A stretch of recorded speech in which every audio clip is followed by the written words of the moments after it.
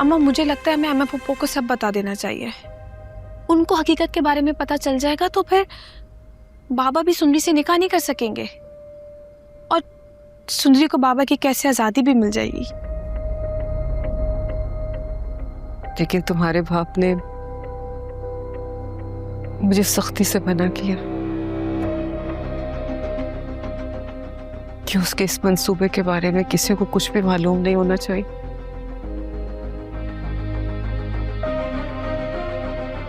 और अगर उसे पता चल गया कि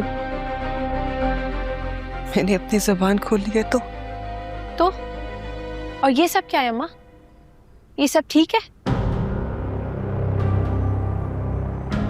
मैं आप पे और बादशाह पे ये जुल्म होते नहीं देख सकती। मैं नहीं चाहती कि बादशाह को किसी भी तरीके का दुख पहुंचे, वो भी मेरे बाबा की वजह से। बिल्कुल भी नहीं।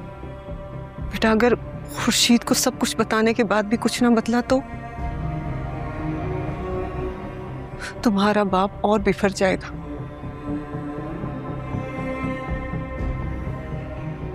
उसने तो मुझे जान से मारकर शादी करने की धमकी दी है। बाबा, अम्मा बाबा इतने सख्त दिल तो नहीं थे।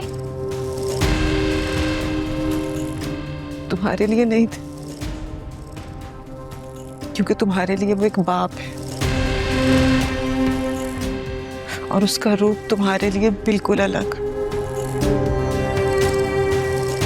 कैद खाने की चीखों से भी तुम्हें अंदाजा नहीं हुआ कि वो कितनी वहशी है।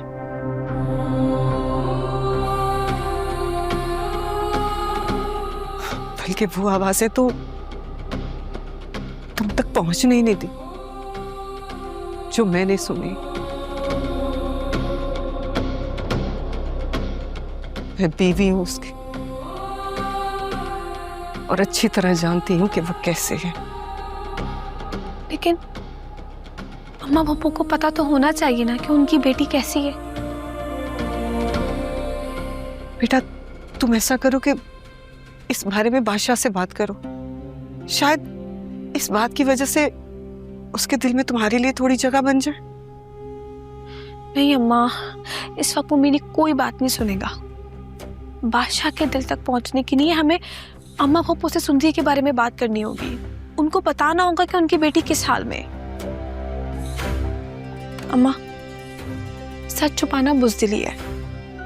अगर हम दोनों भी खामोश रहेंगे ना तो बाबा के इस खेल में मुजरिम होंगे।